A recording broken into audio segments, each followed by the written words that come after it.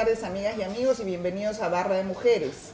Hoy día vamos a empezar un ciclo de entrevistas y conversaciones sobre feminismos en el Perú, lo que tiene una historia de aproximadamente, podemos decir, todo el siglo XX, donde se ha ido construyendo el feminismo y donde se han venido desarrollando los derechos de las mujeres, de los derechos que hoy día podemos gozar. Estamos ahora con Norma Fuller, ella es catedrática, antropóloga, catedrática de la Universidad Católica, y Mayis Segarra, que es historiadora y que también es catedrática de la Universidad Católica. San Ignacio de Loyola. San Ignacio de Loyola, disculpe. Ya, yo creía que era full católica, pero bueno. Pero antes de empezar la entrevista, vamos a conversar con Lisbeth acerca de unas novedades legales que han surgido. Sí, ¿qué tal, Ana María? ¿Cómo están? Para comentarles, bueno, esta serie de entrevistas que vamos a empezar hoy día en Barra se están en el marco del 35 aniversario de Manuela Ramos, de nuestra institución, que en mayo es su aniversario. Y comentarles que el 17 de abril ha salido publicada finalmente la ley 30007, muy importante para las mujeres, sobre todo para las mujeres, porque reconoce derechos sucesorios a las personas en uniones de hecho.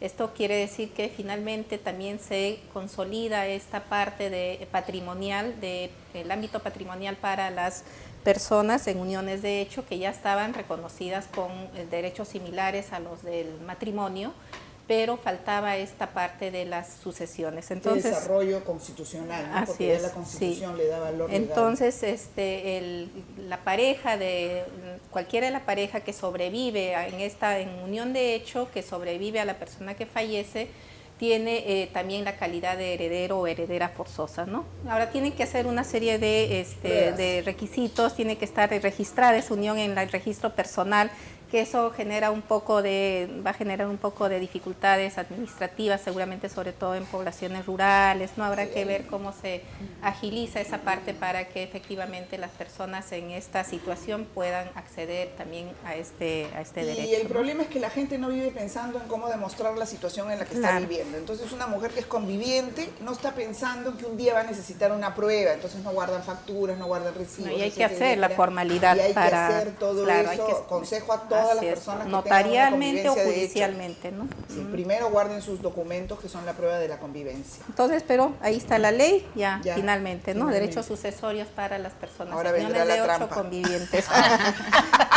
La ley 30007. Ya está hecha la ley, ahora vendrá la trampa. Como suele ser, pero muy bien. Bueno, entonces nosotros queremos hacer estos programas donde vamos a hacer una revisión más para fines ilustrativos de quienes están escuchándonos que para sentar lo que es una posición al respecto. Ya después será motivo de otros programas. Y queremos empezar un poco por los orígenes, que obviamente no son en el Perú, sino son en Europa y después pasan a Estados Unidos, y también hay un rebote internacional de estos fenómenos que van surgiendo. Norma, ¿cómo surge en Europa esto? ¿A partir de qué décadas? ¿Con las sufragistas? No, surge antes con el iluminismo. Esa sería su época de nacimiento. Lo llamamos movimiento iluminista. El punto es el siguiente, lo que hay que aclarar es que el tema de la mujer se discute en todas las sociedades, porque las mujeres tienen estatus, tienen acceso a esto, a lo otro, derechos, y lo que sucede en el iluminismo es que se pone en cuestión el sistema político y surge la idea de los derechos ciudadanos y el principio de igualdad de derechos, que es, recuerdan que la igualdad y la felicidad son y la libertad son los tres grandes principios de la revolución moderna y que van a dar lugar a las repúblicas actuales y a los sistemas políticos actuales. Casi todos han pasado por eso. Entonces, en la sociedad estamental, ahí es donde le vuelan la cabeza a la Olimpia de Bush. Ahí a la que le vuelan la cabeza a la Olimpia de Bush. Entonces, hay un debate animadísimo sobre los derechos y cómo quebrar a la sociedad estamental que no reconocía a todas las personas como iguales y con derechos.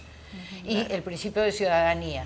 Ahí están envueltos sobre todo los iluministas franceses, también obviamente los ingleses. Es un movimiento europeo que es donde más fuerte. Entonces, en ese periodo surgen algunos movimientos ya llamados feministas, como por ejemplo las preciosas. ¿No es cierto? Las preciosas son un movimiento muy interesante, que todavía aristócratas que empiezan a tener salones ¿no? Y empiezan a hablar de la importancia de las mujeres, de un estilo feminista, eran medio hippies, creían en el amor libre, eran por supuesto ricas y aristócratas para mantener ese tren, claro, pero ya se discutía, y ahí vienen las preciosas ridículas de Molière. Ridiculizándolas. Qué interesante, fíjate. Pero en todo caso, en este caldo de cultivo. Eso es bien importante, porque quiere decir que desde el comienzo se le ridiculiza. Sí. Sí, o sea, sí, ese es nuestro sino. Sí. Siempre son muy mal vistas. A ver. Entonces, cuando empieza el iluminismo y se empieza a establecer como filosofía política y como propuesta política y social la igualdad de derechos ciudadanos, algunos iluminados, dentro de los iluminados, muy pocos, comienzan a hablar de que las mujeres pues también podrían tener iguales derechos, ¿no? Entonces, entre los iluministas, el único que escribe un tratado sobre la igualdad, un ensayo es Condorcet, el más inteligente, por supuesto. Pero eso en todas partes se dice. Rousseau, en cambio, es de lo más atrabiliario. Él, en el Emilio hacía todo y Emilia era su soporte y sostén.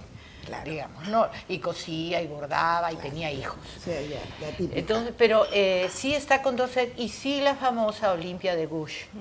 Olimpia de Gouges escribe, ¿no es cierto?, los derechos del hombre y de la mujer, participa con los girondinos en las primeras asambleas, está en la Declaración de Derechos del Hombre y luego le cortan la cabeza, pero no por feminista, sino por girondina, ¿no? Pero ese creo que también es parte de la justificación, ¿no? Porque dice también hay una parte de la sentencia que ella invade asuntos masculinos. Exacto, también. O sea, hay las dos cosas, de hombres, ¿no? Invade terrenos de hombres. Pero debemos decir que varios cayeron con ella, digamos. Varios cayeron con ella. No fue la única, pero sí también se le reprochó esto. Entonces el acta de nacimiento sería la Declaración de los Derechos del Hombre y la Mujer a finales del siglo XVIII. Chorreando sangre. ¿No? A finales del siglo XVIII tenemos a Stuart Mill, en Inglaterra, que también escribe un tratado sobre la igualdad de las mujeres, muy interesante. Como buen liberal. Como buen liberal, muy liberal, es brillante realmente. Sí. Es un ensayo que todavía ahora tiene vigencia. Creo que es tratado sobre la igualdad de las mujeres o algo por el estilo. Por eso ¿no? Yo no tengo la sujeción, en inglés es la sujeción de la mujer, y lo tradujo Emilia Pardo Bazán como la esclavitud de la mujer. ¿Y esto pasa al Perú? Como la esclavitud de la mujer a través de España. Terminaste con esta partecita, digamos, Norma. Como quieran. A ver, ¿y cómo pasa esto al Perú? O sea, esto es Revolución Francesa, siglo fines del 18, estamos hablando comienzos del 19. Bueno, no pasa al Perú, más que, digamos, pasa a través de los patriotas, de los ilustrados peruanos. Hay algunos intentos en la prensa ilustrada colonial de tomar algunos elementos de estos mensajes. Por ejemplo, había un mensaje bien interesante que señalaba que se están creando las dos esferas. La ilustración, Rousseau, habla de la mujer en el hogar. La mujer tiene que escuchar ya no a la divina providencia, que dice que la mujer es inferior porque es Eva, que le ofrece la manzana y tienta al padre Adán, sino escuchar la naturaleza. Es un discurso de lo natural. Entonces, ¿qué dice lo natural? Que la mujer sirve para madre. Por lo tanto, tiene que estar en la casa y hacerle la vida beneficiosa a los hombres, y el hombre va a estar en lo público, y se crean las dos esferas.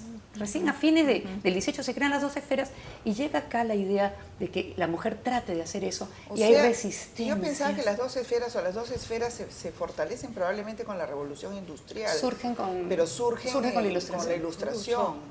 Es el mensaje burgués, excluyente de la mujer, váyase a su casa. La tapada limeña no quería meterse. Costó siglos, hasta la época de Ramón Castilla, a través de quítate el traje, cámbiate el traje. Los esposos ingleses le decían que pareces una mora, se cambiaban para espiar al marido. Entonces viene toda una presión social. ¿También se esconderían para otros afanes o no? Porque Flora Tristán... Esperemos, ¿no? Por lo menos que disfrutaran de la vida. Claro, pero Flora Tristán dice, la mujer es más libre, la mujer limeña es más libre que en Francia, pero depende del traje. Y como no depende de la educación, van a ver que se lo van a quitar, y se lo quitan. Hacia 1860 ya no hay tapadas, y tiene que venir menos. Estamos hablando siglo XIX. Ya en la República. 1860. Ya en la República seguían luchando por su traje y esa libertad, pero tan vulnerable, y solo la educación, que menos mal estuvo en el proyecto republicano y hubo que lucharla, va a permitir que la mujer tenga una base más sólida para... Bueno, no voy a preguntar cómo se origina este poder de los hombres, porque es obvio, porque el país podríamos hacer 10 seminarios más, porque es obvio que ya estamos hablando de la Revolución Francesa, estamos hablando del siglo XIX, las mujeres tenían el espíritu libertario como cualquier ser humano. Nunca el ser humano ha aguantado la sujeción. Fíjate lo que ha sido la esclavitud, un problema de lucha permanente, de muerte, de tortura y de sufrimiento. Pero no tenían el poder, porque el poder ya lo tenían los hombres. Ese es lamentablemente el poder político, ya lo tenían antes de que se textualice o se institucionalice estas dos esferas, como tú dices, como ustedes dicen, a partir de la vida de Rousseau. Pero bueno, entonces de ahí llega esto a Lima a través de, a Lima, porque probablemente a Lima. Lima claro. sería el centro, pues, ¿no? claro. Sería el centro. Sí, pero llega en general a través del mensaje de hay que educar a la mujer, porque la Ilustración, con Claro, el mismo por Rousseau, educación. pero otros también dicen, en la época de la razón, antes se negaba que la mujer tenía capacidad de razonar. Sí. Se venía diciendo, Aristóteles con su biología había dicho que la mujer es como un varón pero mal formado. Sí. O sea, Defectuoso. inferioridad física. Y luego San Pablo había dicho que tenía que ser tutelada porque por ella entró el demonio al mundo. Todos los demás siguieron, Santo Tomás y toda la escolástica y la Edad Media es misógina. Entonces, costó mucho empezar a revertir esto y decir, bueno, la Ilustración dicen, no es que sea inferior, tampoco hay que pretender que sea la damita cortesana, maravillosa, es igual, ¿no? Condorcet, Exacto. todos ellos plantean la igualdad. Y este mensaje implica que debe de estudiar, debe educarse Claro. para ser buena madre, porque estas mujeres no eran las mujeres que la burguesía soñaba. No, pues. Estaban fuera, estaban sin educación, muchas de ellas, y entonces hay un mensaje Pero de acuérdate hay que formarla para que eduquen al futuro ciudadano. ¿Cómo se valoraba la formación? Las cortesanas eran mujeres mucho más educadas que el promedio Claro. de las mujeres de su generación. Claro, era una ¿no? minoría privilegiada. Era una minoría es lo que privilegiada. pasa. Y la burguesía quiere extenderlo a Pero una también gran clase social. sería muy aburrido tener mujeres ignorantes, ¿no? Entonces, ya, después de todo este fenómeno, ya, y de ahí, ¿cómo empieza, de las preciosas, que me ha encantado la historia, cómo empieza a conformarse en una especie de movimiento social, una corriente de opinión? Mediados del siglo XIX. Mediados del Hay un congreso en París, ¿no es cierto? Hay un congreso también en Seneca Falls, creo que es Nueva York, el estado de Nueva York, y ya comienzan a haber congresos feministas alrededor del derecho, y eso es lo interesante, que son derechos. Derechos. No es discutir si la Sí. mujer es así o así, sino es derechos, y es un movimiento político. En esa época Fourier las llama las feministas. Ahí adquieren el nombre. Ahí se acuña 1840 y tantos. Ahí y ya se quedan acuña, ahí se acuña y ya se van a reunir como movimiento alrededor de ciertos derechos. Educación central, ¿no es cierto? Porque se considera que es la falta de educación la que hace que las mujeres seamos diferentes y no desarrollemos nuestras capacidades y después se usa contra ellas. Claro. En general, o sea, te crean las condiciones y después te las revierten claro, para separar. muy elocuente en los trabajos, tratando entonces de desmontar ideas sobre la naturaleza diferente de la mujer y achacándole a la educación la falta de desarrollo de capacidades. Son los mejores escritos de la época. Y dime una cosa, ¿por ahí empieza a trabajarse el tema de la división sexual del trabajo? ¿O No, todavía no se ve así? Todavía no. No aparece así. Luego van a aparecer las Luego. sufragistas, Ya. con el derecho al voto. Pero también hay un movimiento obrero, Eso. ¿no es cierto? Que es fuerte. Las obreras se mueven bastante. ¿Te acuerdas de la huelga de las rosas, de la miel rosa? ¿Cuál es la que da el origen al 8 de marzo? Creo que es La que, esa. la que queman Es las esa obreras, sí.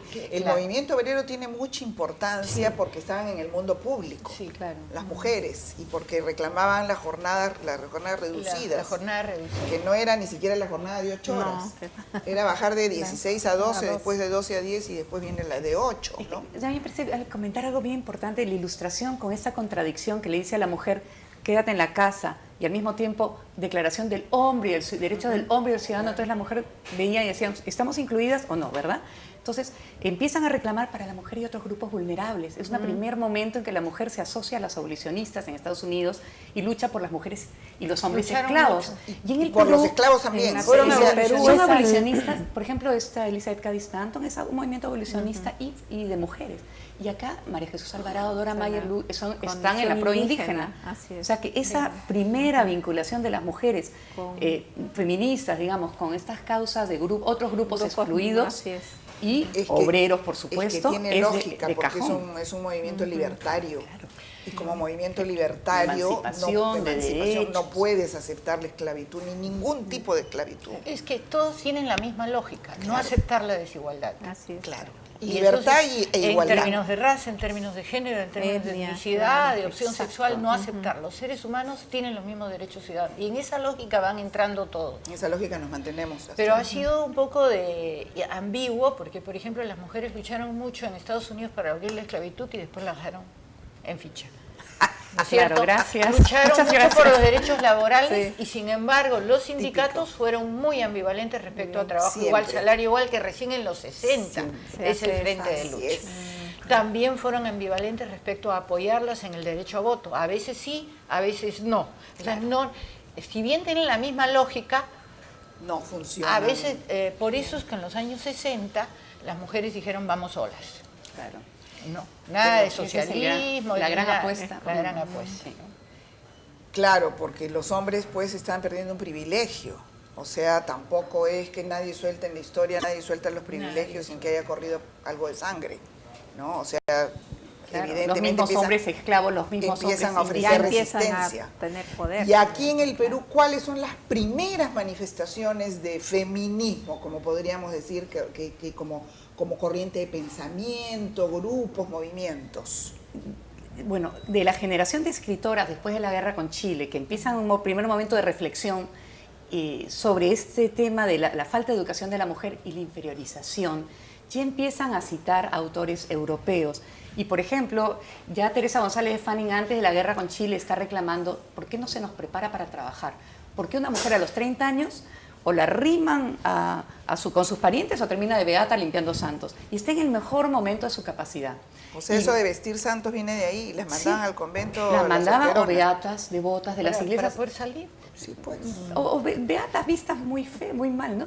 O decía Mercedes Cabello, hay que educarlas para que trabajen. Bueno, primero decía para que trabajen solo si lo necesitan, pero después de la guerra ya va a decir para que trabajen y sobre todo la autonomía para que económica. aprendan. La autonomía económica y se ve como una necesidad para la liberación también. Pero Mercedes Cabello enfatiza algo bien importante. Y ella dice que aprendan las ciencias. Yo me dice, ¿pero por qué las ciencias? Y ella dice, porque solo la mujer que tiene un pensamiento racional se aleja del dominio de la iglesia. Estructurado y racional. Entonces es un sujeto autónomo y esa es la base para todo lo demás. Entonces la confrontación con la iglesia se plantea desde el comienzo. Y estas son las anticlericales famosas y vienen las excomuniones a Clorinda ¿Dónde Mato, terminan, no? Claro. y la misma María Jesús Alvarado tuvo graves problemas y eso que era bien cauta con la iglesia. Graves problemas. Pero por supuesto, y además porque ella es absolutamente lógico. Porque ella hablaba pensamiento secular todo el tiempo. La primera institución opresora es la iglesia, que además no te ataca por medio de la ley del mandato forzoso, te ataca por medio de la conciencia y de la manipulación de tu mente. Sí. O sea, es la peor de las dominaciones. Así es. Bueno, entonces llega aquí a comienzos del siglo XX. Y como feminismo ya llega a comienzos del siglo XX. O sea, estudian Stuart Mill con el sufragismo en la universidad a fines del siglo XIX, inicios del XX. María Jesús Alvarado con su tercero de primaria iba de alumna libre a la San Marcos. Sí, pues. Y llevaba cursos y en sus textos cita muchísimo Stuart Mill cuando dice, la única tiranía que queda es la del esposo. O sea, hemos luchado contra la tiranía en todos los espacios. Pero la casa es escuela de despotismo, dice Stuart Mill. Sí, y María Jesús lo cita textual en su feminismo, y es la primera que usa el término feminismo. Ahora fíjate, ¿no? Es la primera que lo usa. Sí, pues, en su lo usa en el 10, en el Congreso de Buenos Aires, al que ella no va, manda la ponencia y se llamaba su ponencia Feminismo. Y allá tiene reparos con la parte política. Al año siguiente acá ya no tiene reparos, porque ha visto un gran movimiento en Buenos Aires. Porque lo organizan las universitarias y graduadas. De eso conoce a Dora Mayer, que era dice, ella es autónoma, está libre de la influencia de la iglesia, dice ella de Dora Mayer. Pero del amor no. Ajá. Eso. La vida no es perfecta. Estuvo ahí, vino su Claro, pero Dora Mayer avanzó mucho como pensamiento en la pro indígena. Eso deberíamos discutir en algún momento a cuánto nos debilita a las mujeres el amor y cuánto los debilita el hombre. Pero mira una cosa, también lo debilita, pero me gustaría a mí saber María Jesús Alvarado se mantuvo soltera, rechazó pretendientes para que no la sometan. Ese es el tema del sometimiento intelectual, del pensamiento. Mira, acá dice que María Jesús en 1911 reclamaba igualdad de derechos de la mujer casada, liberarse de la dependencia del marido. Bueno, recién en 1984 El Código Civil ha reconocido la igualdad de derechos en el matrimonio. Es decir, 77 años han pasado entre la demanda de esta mujer, lógica y razonable, absolutamente irracional, hasta que se concreta.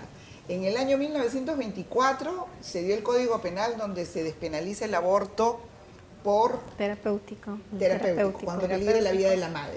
Ya, hasta el día de hoy no se aprueba el protocolo. No se reglamenta, claro. No se reglamenta. Vamos a tener 100 años del Código Penal y no se reglamenta. Hay un tema ahí de qué, de poder masculino. De poder masculino.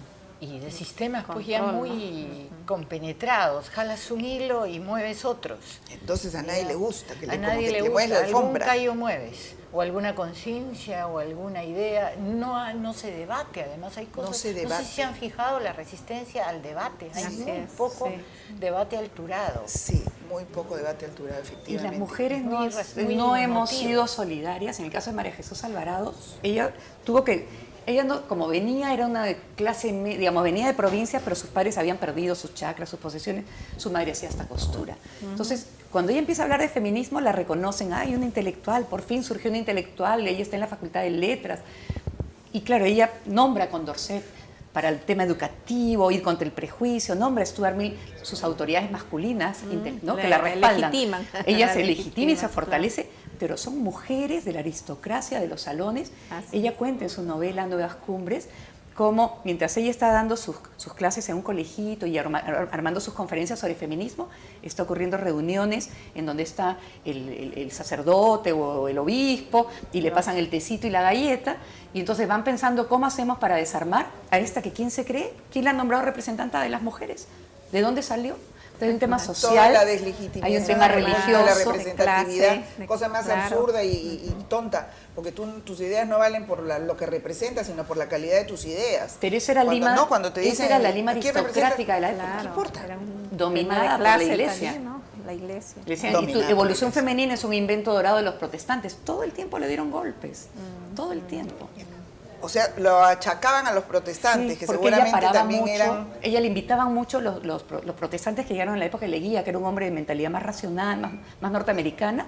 Entonces viene Gise, que viene una serie de inspectores, y le invitaban a dirigir la Escuela Nacional Normal de Varones, le invitaban a que ella dé conferencias. Era una educadora moderna.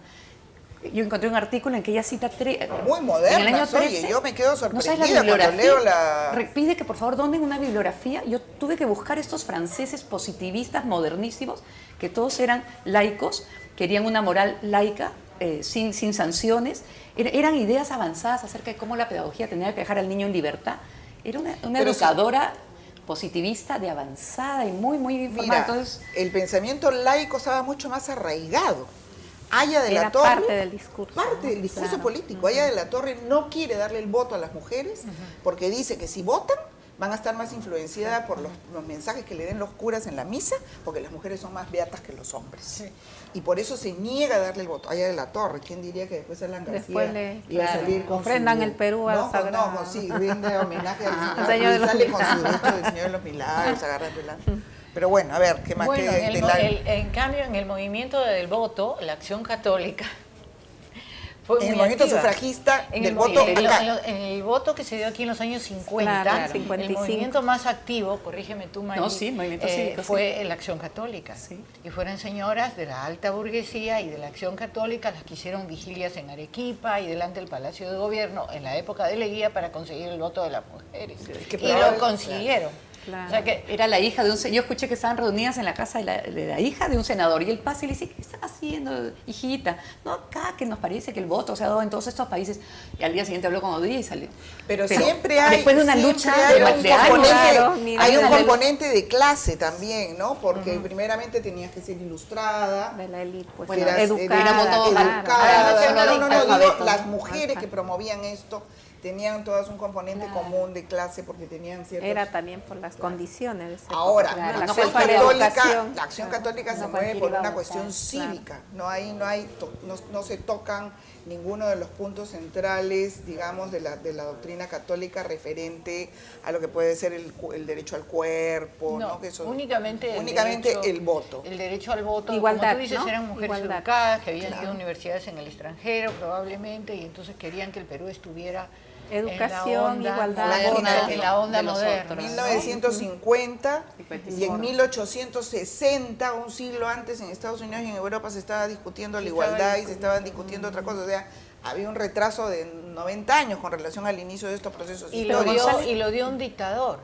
Como siempre, porque una de las características también de los logros, por lo menos en el Perú y otros países sudamericanos, es que muchas leyes de avanzada las dan las dictaduras. Claro, Sánchez Cerro, ¿no es cierto? Fujimori dio las muchas leyes de avanzada, porque la sociedad es mucho más conservadora, ¿no? Y ante exigencias internacionales para quedar bien entre el público internacional, movimientos... Se barnizan de democracia, ¿no? Se recubren y dan esas leyes. Es una constante en muchísimas leyes. Además, como que es que el dictador no requiere tantas alianzas ni tantos compromisos. Exacto. Porque precisamente por eso es dictador. Claro. No tiene que hacer concesiones para que el Congreso le apruebe su salida a la elección de otro presidente. Venezuela. No tiene que hacer esas negociaciones. No hay debate, no hay protesta, no hay debate, movilizaciones. Entonces, por eso es que hay dictadores, ¿no? Porque llega un momento que las estructuras sociales se resquebrajan y ya no resisten más y el propio sistema no tiene muchas veces la capacidad de renovarse. Viene el que rompe el nudo gordiano, digamos, y arranca con otra cosa. Claro, María Jesús Alvarado señalaba en Buenos Aires... las dictaduras, ojo, estoy hablando de procesos históricos. Y es una constante. Pero quería comentar que hay algo interesante que señala María Jesús Alvarado en esta ponencia para el año 10 para Buenos Aires, y es... Lo que no logra decir acá, quizá por la presión de la Iglesia, es cómo las mujeres estaban con los confesores y perdían esa independencia de mente, y que además se necesitaba de la escuela pública, de la secundaria pública, de la universidad pública, y eso se está perdiendo en el Perú de hoy. Y eso era para la masa de mujeres. Entonces ella tenía un mensaje más que quizá otras feministas de otras localidades, porque ella enseñaba en una escuela fiscal. Sí, ella era profesora del pueblo, le costó muchísimo hacerlo y luego aprendió su feminismo, es un poco más abierto y mirando a mujeres de sectores bajos también. Pero por favor, fíjate el tipo de educación que tendrían. A los 11 años, María Jesús Alvarado escribe un súper discurso donde habla y reclama igualdad para las mujeres y para las personas de su propio sexo. Y clama por una educación más amplia. Entonces una mujer que a los 11 años sabía leer, escribir perfectamente y escribir discursos, ahora salen de la secundaria. Según los últimos, creo que porcentaje es el que sabe leer y escribir. Acaba de salir un nuevo censo, vamos a hacer un programa sobre eso. Un nuevo censo escolar se ha hecho en diciembre del año pasado. Es todo el tema de la calidad educativa. Claro, que será también por la masificación, antes era una educación para unas élites, ¿no? Bueno, chicas, a mí me parece interesantísimo todo esto. Yo soy la primera que estoy aprendiendo, espero que estemos aprendiendo juntos los que nos están escuchando. Pero lo interesante que me parece es cómo se articulan los procesos en el Perú, el tema de las clases, la ilustración, el manejo intelectual, la racionalidad que hay detrás de esto, no la modernidad. Y se los digo porque con la posmodernidad se vienen derrumbando una serie de conquistas que se han logrado durante todo el siglo XX, ¿no? Y me da hasta cierto temor, no sé qué piensan ustedes. Bueno, el movimiento... Siento que nada está asegurado. De las mujeres ha pasado por momentos en que consigue cosas y luego una caída. Por ejemplo, el logro del voto, después llevó en un periodo como de silencio entre los más o menos 30 y los 60, que viene la llamada segunda ola, en que se impuso más bien el modelo, la mujer en su casa, el hombre al trabajo. Después de la guerra, pues. Exacto, después de la guerra, claro. Y se pasó por un momento, no se avanzó más, luego viene, entonces esperemos que estemos en un periodo de caída para retomar todavía hay mucho pendiente. Aunque no veo muchas sucesoras, la verdad. No hay grandes... No veo muchas jóvenes que estén interesadas en esto, porque justamente una de las características de la posmodernidad es el individualismo y la pérdida de proyectos colectivos.